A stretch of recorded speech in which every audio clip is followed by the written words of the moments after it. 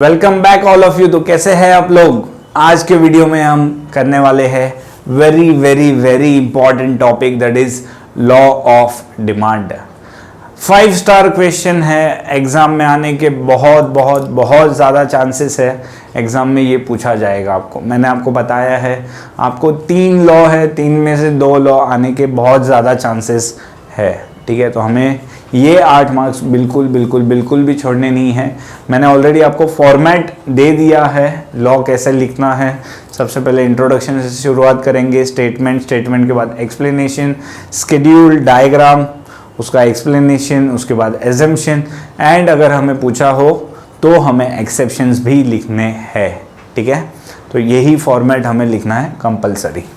Okay, तो start करते हैं लॉ ऑफ डिमांड के साथ। Introduction. The law of demand was introduced by professor Alfred martial in his book principle of economics. ठीक है, ये हमें लिखना जरूरी है। कौन सी बुक थी? Principle of economics, which was published in the year 1890. The law explains the functional relationship between, law में क्या एक्सप्लेन किया गया है? प्राइस और क्वांटिटी डिमांड का बीच में क्या रिलेशन है वो एक्सप्लेन किया गया है। Now this statement it is very important ना, इसके अंदर ना तुमको ये कॉमा, इज, द कुछ भी यहां से वहां हिलाना नहीं है, एज इट इज लिखना पड़ेगा। क्या है? According to professor Alfred Marshall, comma, apostrophe comma, other things being equal, ये लिखना है। ठीक है, higher the price of a commodity, मतलब प्राइस जितना ज्यादा हो, प्राइस जितना ज्यादा होगा, higher the price of a commodity, smaller is the quantity demanded. Quantity demanded क्या होगा? Smaller. Lower the price of a commodity, price जितना कम होगा, larger is the quantity demanded. Quantity demanded क्या होगा? ज्यादा। प्राइस जितना कम होगा, डिमांड उतना ज्यादा। प्राइस जितना ज्यादा होगा, हमारा डिमांड उतना कम। There is an inverse relationship, ये हमें लॉ में बताया जा रहा है। ठीक है, in other words, other factors remaining constant, if the price of a commodity rises, demand for it falls. When the price of a commodity falls, when the price of a commodity falls, demand for the commodity rises. ठीक है, thus there is an inverse relationship. क्या है? inverse relationship. कौन सा relationship है? Inverse relationship. Symbolically हम लोग explain करेंगे। डिमांड, डीएफ, डीएक्स लिखा है ना, ये डीएक्स का मतलब होता है demand of commodity x is equal to function of price of commodity x. PX का मतलब क्या होता है? Price of commodity x.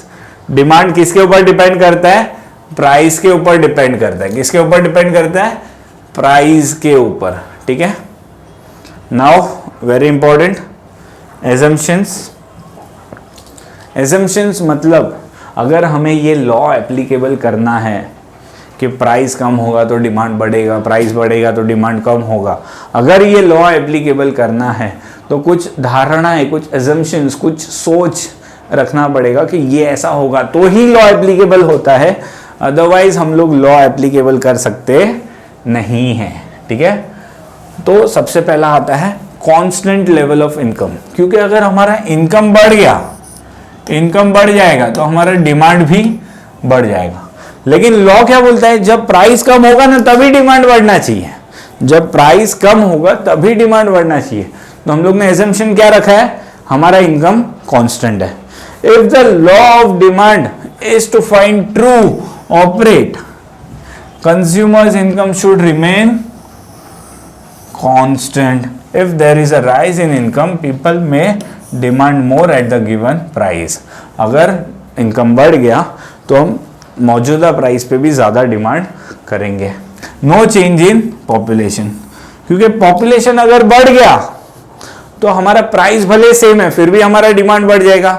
Law बोलता है प्राइस कम होगा तो ही डिमांड बढ़ना चाहिए। It is assumed that the size of population remains unchanged. Any change in the size or composition of the population of a country affects the total demand of the product. अगर किसी country का population change हो गया तो उसकी वजह से उसका डिमांड चेंज हो सकता है, हमें वो करना नहीं है, ठीक है। फिर price of substitute goods remain constant या unchanged. Tea and coffee, tea का प्राइस चेंज हो जाएगा, कॉफी का तो बेचारे का प्राइस सेम है, फिर भी कॉफी का डिमांड चेंज हो गया। लॉ बोलता है जब कॉफी का प्राइस चेंज हो तभी उसका डिमांड चेंज होना चाहिए। जब कॉफी का प्राइस चेंज होगा तब ही उसका डिमांड चेंज होना चाहिए। इसके लिए हम लोग ने क्या कर दिया, सब्स्टिट्यूट का भी प्राइस हम लोग ने कांस्टेंट कर दिया। It is assumed that the price of the substitute remains unchanged. Any change in the price of the substitute will affect the demand of the commodity. अगर हमने सब्स्टिट्यूट के प्राइस में चेंज आ गया तो उससे हमारा डिमांड चेंज हो जाएगा, लेकिन लॉ बोलता है डिमांड सिर्फ और सिर्फ प्राइस की वजह से चेंज होना चाहिए और किसी चीज की वजह से चेंज नहीं होना चाहिए। फिर price of complementary goods also remain constant. Car and petrol, car की वजह से डिमांड पेट्रोल का कम हो गया, लेकिन लॉ बोलता है पेट्रोल का डिमांड कब कम होगा, जब पेट्रोल का प्राइस बढ़ रहा है। तो हमको लॉ अगर एप्लीकेबल करना है तो हम कॉम्प्लीमेंट्री गुड्स का भी डिमांड, कॉम्प्लीमेंट्री गुड्स का भी प्राइस सेम रखेंगे।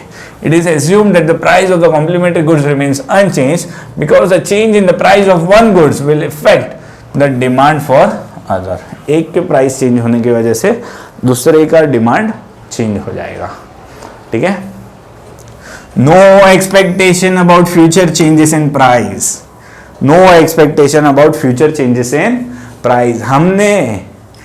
मैं आपको बताया था मैं गोल्ड लेने जा रहा हूं, गोल्ड का प्राइस आज ऑलरेडी कम हो गया है, लेकिन मेरे फ्रेंड ने मुझे क्या बोला, गोल्ड का प्राइस कल और कम होने वाला है। गोल्ड का प्राइस कल क्या होने वाला है, और कम। तो मैंने आज क्या कर दिया, उसका डिमांड कम कर दिया। गोल्ड का डिमांड मैंने आज क्या कर दिया, कम कर दिया। लॉ क्या बोलता है, ऑलरेडी प्राइस कम हुआ ना तो डिमांड क्या होना चाहिए था, बढ़ना चाहिए था। लेकिन मेरे को क्या पता चला, tomorrow the price is going to fall, तो आज मैंने डिमांड भी कम कर दिया। अरे प्राइस फॉल हो रहा है तो डिमांड बढ़ना चाहिए, लॉ बोलता है, लेकिन यहां पे तो डिमांड कम हो गया। लॉ एप्लीकेबल नहीं हो पा रहा है। इसके लिए हमको क्या करना है, हम क्या करेंगे, no expectation about future changes in price.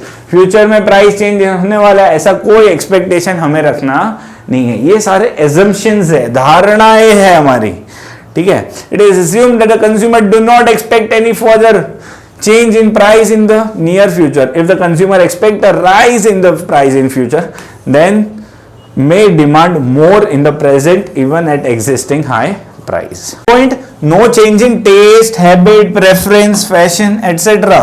Suppose fashion change हो गया, ठीक है। पहले हम लोग वो बेल बॉटम वाला पैंट्स पहनते थे, खुश थे, अचानक से अभी एकदम वो पेंसिल बॉटम वाला पैंट आ गया, एकदम टाइट स्किनी जीन्स आ गए हैं, ठीक है। तो वो जीन्स का प्राइस तो अभी भी सेम है, फिर भी उसका डिमांड क्या हो गया, कम हो गया। लॉ क्या बोलते हैं, जब उसका प्राइस बढ़ेगा ना तो ही डिमांड कम होना चाहिए, लेकिन यहाँ पे तो फैशन चेंज हो गया, उसकी वजह से लोगों उसका डिमांड कम हो गया। तो हमको लॉ एप्लीकेबल करना है तो हमको क्या रखना पड़ेगा, no changes in taste, habit, preference etcetera, ठीक है एवरीवन।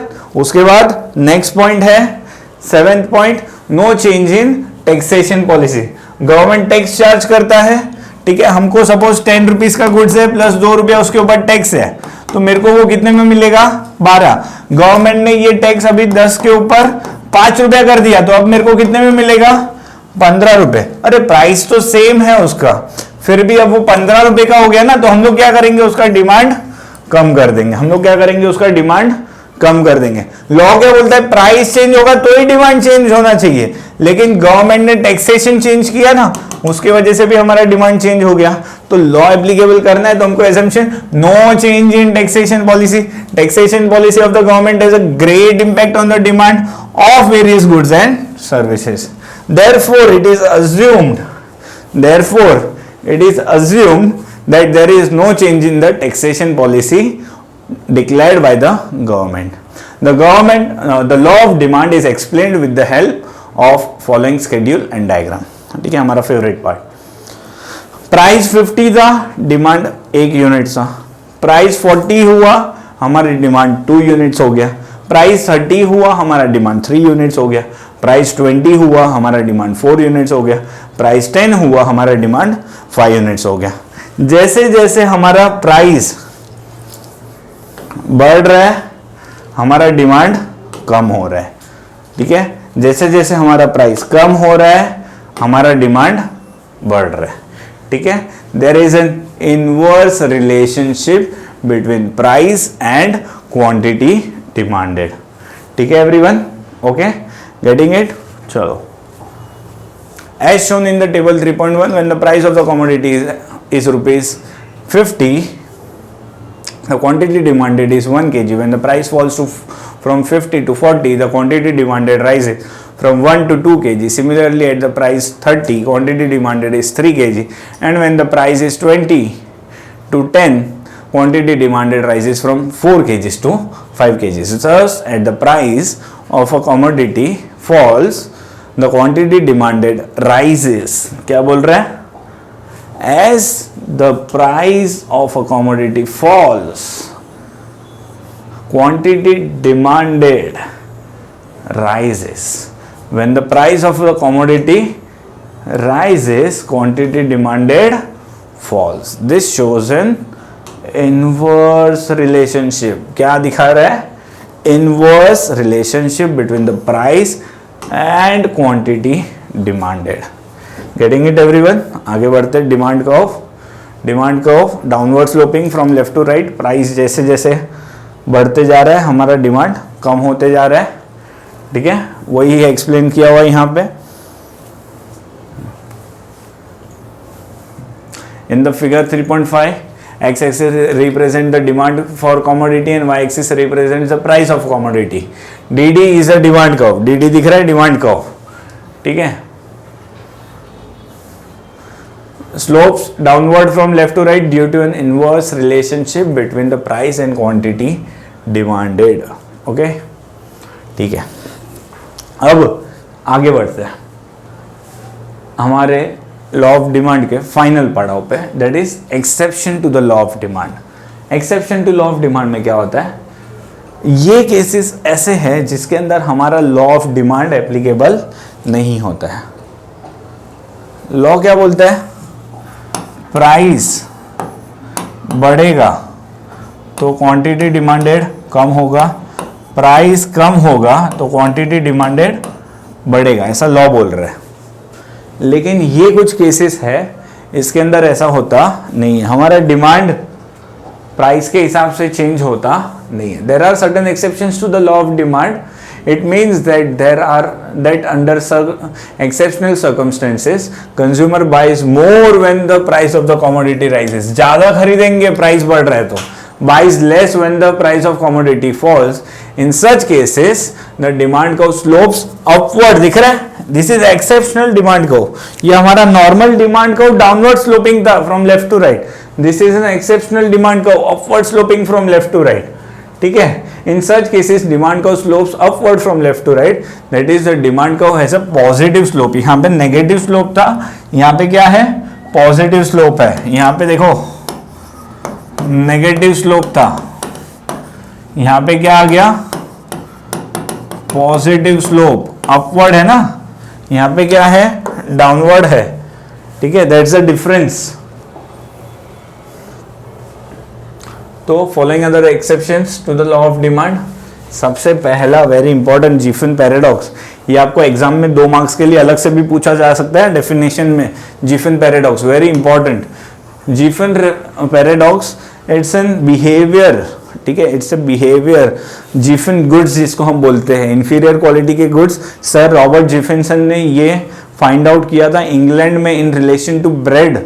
उन्होंने फाइंड आउट किया कि अगर ब्रेड का प्राइस कम होता है ना तो लोग ज्यादा ब्रेड लेने की जगह पे सुपीरियर क्वालिटी के गुड्स पे शिफ्ट हो जाते हैं। Instead of buying bread more, bread ज्यादा परचेज करने की जगह पे वो लोग अच्छे क्वालिटी के गुड्स पे, सुपीरियर क्वालिटी के गुड्स पे शिफ्ट हो जाते हैं। ठीक है, इंफीरियर गुड्स और low quality goods are those goods whose demand does not rise even if their price falls. Price fall होता है तो भी does not rise, उसका डिमांड बढ़ता नहीं है। एट टाइम्स डिमांड डिक्रीजेस, कभी कभी क्या हो जाता है? डिमांड कम हो जाता है।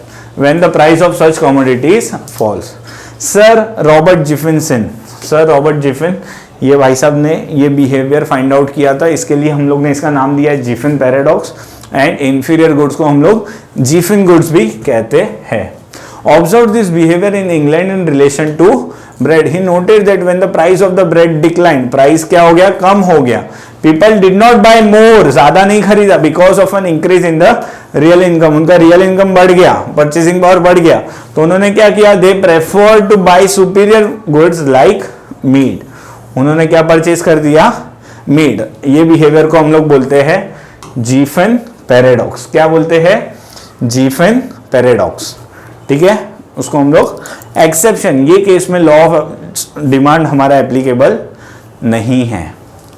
फिर आता है प्रेस्टीज गुड्स. कुछ एक्सपेंसिव गुड्स रहते हैं तो उसका जितना प्राइस ज्यादा होगा लोग वो ज्यादा खरीदेंगे. प्रेस्टीज के लिए हम लोग कार महंगी लेते हैं, गोल्ड लेते हैं, डायमंड्स लेते हैं, तो वो जितना महंगा शो ऑफ करने के लिए अच्छा होता है. ठीक है, घड़ी होता है तो जितना महंगा उतना लोग ज्यादा लेंगे, तो प्राइस बढ़ने से उसका डिमांड बढ़ता है, कम नहीं होता है. ठीक है, expensive goods are like diamond, gold etcetera, the status symbol. ये क्या है, स्टेटस सिंबल है. So rich people buy more of it even when their prices are high. Price ज्यादा होगा तो भी वो लोग ज्यादा ही परचेस करेंगे. उसके बाद आता है speculation. The law of demand does not hold true when the people expect the prices to rise still further. In this case although the prices have risen today, consumer will demand more. देखो normally क्या होता है, price अगर बढ़ता है तो demand कम हो जाना चाहिए. ठीक है, लेकिन यहां पे डिमांड कम होने की जगह पे क्या हो जाता है, डिमांड बढ़ जाता है, क्योंकि लोगों को क्या लगता है, tomorrow the prices are even going to rise more. और ज्यादा कल प्राइस बढ़ जाएगा, तो कल और महंगा लेने से अच्छा है आज ज्यादा ले लो जो प्राइस कम है उस पर. ठीक है, फ्यूचर प्राइस एक्सपेक्टेशन, हम लोग उसको स्पेक्यूलेशन बोलते हैं. क्या बोलते हैं, speculation. It can be called as future price expectation. हम लोग फ्यूचर प्राइस एक्सपेक्ट कर रहे हैं. ठीक है, क्या कर रहे हैं, फ्यूचर प्राइस हम लोग एक्सपेक्ट करते हैं.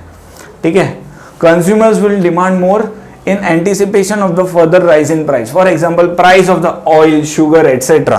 कांदा का भाव बढ़ गया तो और बढ़ने वाला करके लोग और भरते जाते हैं, क्यों, कल और महंगा लेना पड़ेगा, उससे अच्छा जो भाव पे मिल रहा है ले लो. ठीक है, ऑयल में भी ऐसा होता है, बहुत सारे गुड्स में ऐसा होता है. दिवाली के टाइम पे शुगर का प्राइस बढ़ने वाला है तो पहले ही शुगर लेके रख देते हैं. So people go on purchasing more at high price as they anticipate the price में राइज ड्यूरिंग दिवाली. आगे और प्राइस बढ़ेगा, उससे अच्छा अभी सस्ते में ले लो.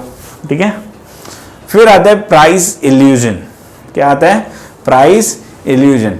Consumers have an illusion that the high price goods may have high quality. जितना महंगा है उतना उसका क्वालिटी अच्छा है, तो क्या करेंगे, प्राइस बढ़ेगा ना तो वो लोग डिमांड कम नहीं करेंगे. Consumers have an illusion that the high price goods are of a better quality. Therefore, the demand for such goods tend to increase with a rise in their price. Branded products which are expensive are demanded even at higher price. उसका demand बढ़ता ही है भले उसका price ज़्यादा हो तो भी. Ignorance, कुछ लोग रहते हैं ना जिनको कुछ फर्क ही नहीं पड़ता है. क्या फर्क पड़ता है, छोड़ न जानते, इतने पैसे रहते हैं वो लोग देखते ही नहीं है प्राइस बढ़ गया कम हुआ उससे. Sometimes due to ignorance people may buy more of a commodity at a high price. This may happen when the consumer is ignorant about the price of that commodity at other places. उसको price से कुछ लेना देना ही नहीं है, price ज़्यादा है फिर भी वो परचेज कर ही लेता है. ठीक है, तो वो केस में भी लॉ हमारा लॉ ऑफ डिमांड एप्लीकेबल नहीं हो पाता है. उसके बाद आता है हैबिचुअल गुड्स. कुछ गुड्स की लोगों को आदत हो जाती है, जैसे सिगरेट्स, ड्रिंक्स. ठीक है, तो certain goods like tea purchased in required quantities even at a higher price. कितना भी प्राइस बढ़ जाए, टी का सबको आदत हो ही गया तो सब लोग परचेज करने ही वाले, even at a higher price. ठीक है, तो इसी के साथ हमारा exceptions to law of demand complete होता है. आज के वीडियो में हम यहाँ तक रखते हैं. अगर आपको ये वीडियो अच्छा लगा हो, आपको सब कुछ अच्छे से समझा हो, तो वीडियो को ज़रूर से लाइक करो, शेयर करो एंड सब्सक्राइब करो. Thank you everyone, bye everyone, take care all of you.